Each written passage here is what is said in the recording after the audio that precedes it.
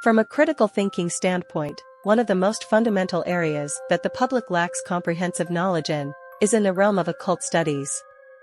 There is power in knowledge, especially occult knowledge.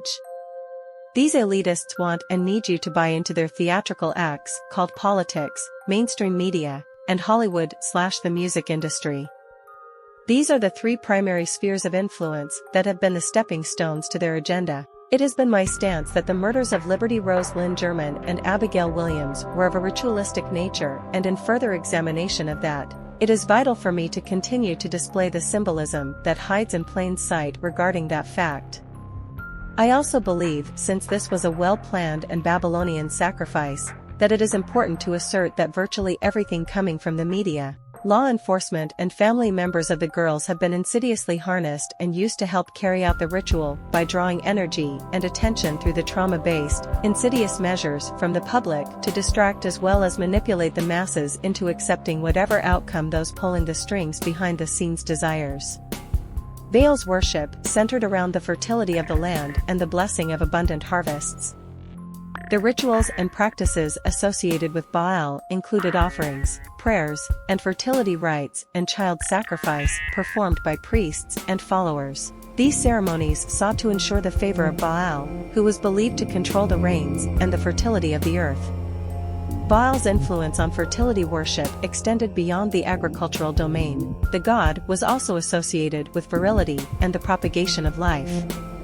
As such, Baal's worship often involved rituals that aimed to promote fertility and ensure the continuity of the community. In my honest opinion, after years of digging and researching into the Delphi murders, that Liberty and Abigail were targets, but not by some lone wolf, random opportunist, but rather deceived occultic groups driven by lust, greed and perversion that sacrificed these precious girls to appease their god/deity in order to receive wealth, protection and for agriculture, to make Delphi, Indiana an attraction, to gain access to land and to preserve history and a landmark in the state of Indiana, which is why the focus was the Monon High Bridge and trail system. I do not claim to have all of the answers or details. However, when you begin to look at this so-called case as a ritual as opposed to a legitimate investigation, the symbolism becomes unavoidable.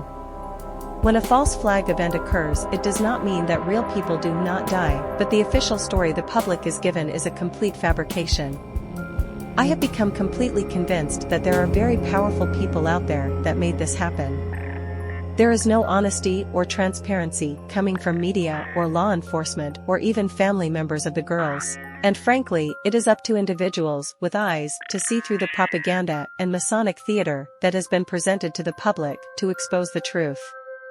It also means all of the players involved are following a script.